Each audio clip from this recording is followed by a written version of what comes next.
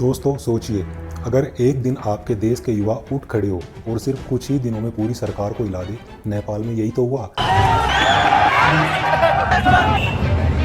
जैन जी ने सड़क पर उतरकर प्रधानमंत्री केपी शर्मा ओली को इस्तीफा देने पर मजबूर कर दिया।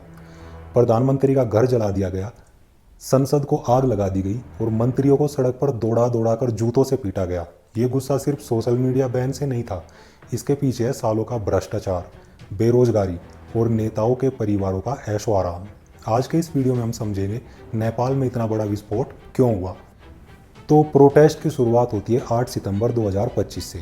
8 सितंबर 2025 को काठमांडू की सड़क पर हजारों युवा उतर गए।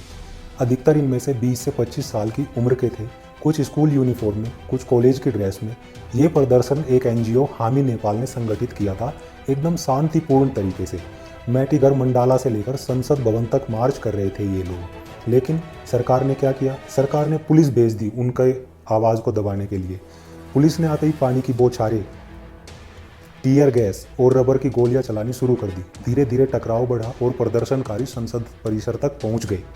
इसके बाद जो हुआ उसने पूरे देश को हिला के रख दिया। पुलिस ने एक्शन लिया, खुलेआम गोलियां चलाई, वो भी असली गोलियां, रबर की गोलियां नहीं। कम से कम 19 लोग उस टाइम मारे गए और 400 से ज़्यादा लोग घायल हो गए। यहाँ तक कि एक 12 साल के बच्चे की भी जान चली गई थी इसमें। और इसके बाद लोग चुप नहीं बैठे, देश भर में आक्रोश फैल गया। ये सारी चीज़ों को देखते हुए गवर्नमेंट ने शाम को 3:30 बजे के आसपास कर्फ्यू लगा दिया। लेकिन भीड़ बढ़ती जा रही थी। काठमांडू से लेकर पोखरा, बुटवाल, भरतपुर, दामक, हर शहर में विरोध फैल गया। प्रधानमंत्री का निवास स्थान जला दिया गया, संसद भवन में आग लगा दी गई, विपक्षी नेताओं के घर भी जला दिए गए। यहाँ तक कि पूर्व प्रधानमंत्री की वाइफ की मौत उसके घर में आग लगने से हो गई। सेना को हेलीकॉप्टर से मंत्रियों को निकालना पड़ा। इतिहास में ऐसा पहली बार हुआ था। नेपाल जैसे लोकतंत्र को इतना बड़ा झटका लगा था।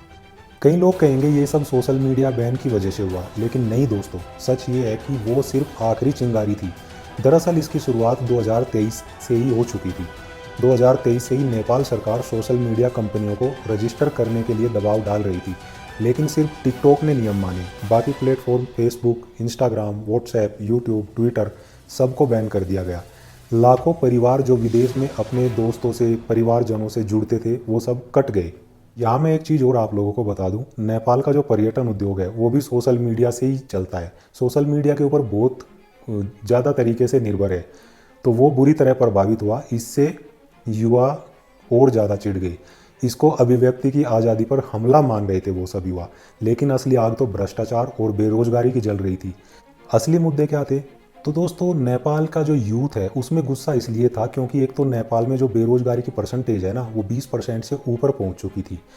लाखों यूथ रोजगार के लिए विदेशों में जा रहे हैं, अपने पड़ोसी देशों में, भारत में, दूसरे देशों में जा रहे हैं।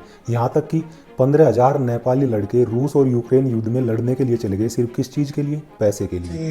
यता रसियामा आएको 2 महिना पुरा भयो लगभग।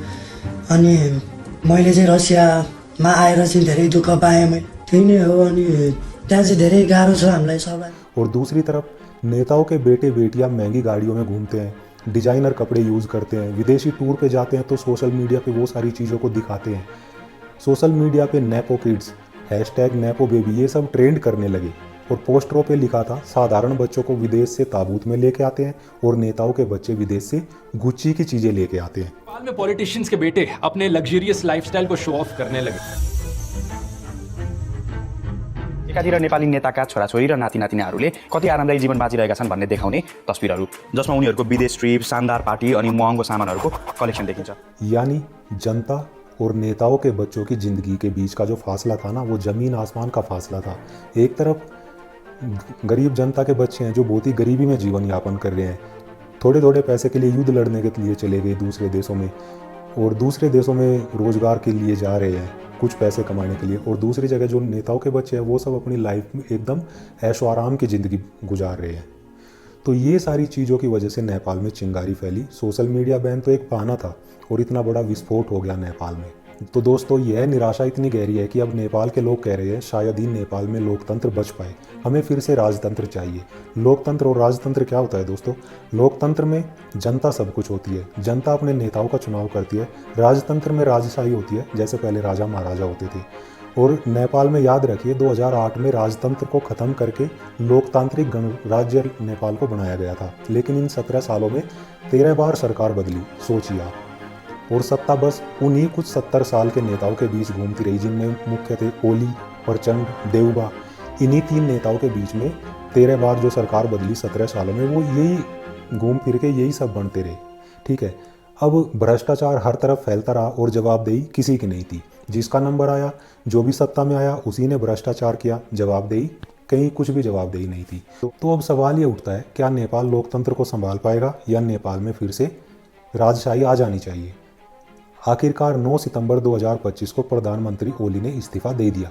सोशल मीडिया से बैन भी हटा लिया गया। जो वहाँ के होम मिनिस्टर थे उन्होंने भी इस्तीफा दे दिया, लेकिन विरोध अभी भी जारी है, प्रोटेस्ट अभी भी जारी है।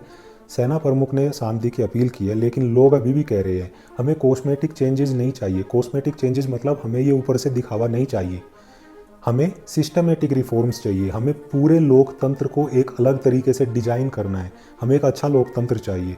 दोस्तों, नेपाल की ये कहानी सिर्फ नेपाल तक सीमित नहीं है, ये एक सबक है दुनिया के हर एक लोकतंत्र देश के लिए।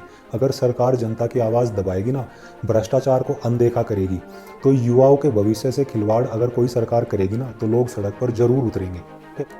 क्योंकि लोकतंत्र में सबसे बड़ी ताकत जनता के पास होती है, और जनता जब उठ खड़ी होती है ना, तो सबसे ताकतवर सरकार भी गिर जाती है। अब सवाल ये है, क्या नेपाल इस संकट से निकलकर एक मजबूत और ईमानदार लोकतंत्र बन पाएगा, या इतिहास खुद को दोहराएगा और नेपाल में वापस राजशाही आ पाएगी।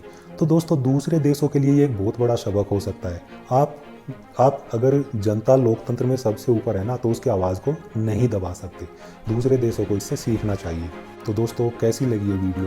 अगर आपको अच्छी लगी तो कमेंट में ज़रूर बताना, और नेगेटिव कमेंट्स मुझे हमेशा पसंद आते हैं। अगर इसमें कुछ भी आपको गलत लगा है तो मुझे ज़रूर बताना, मैं उसमें सुधार करके आपको एक अच्छा कंटेंट प्रोवाइड करवाऊँगा। Thank you. जय हिंद।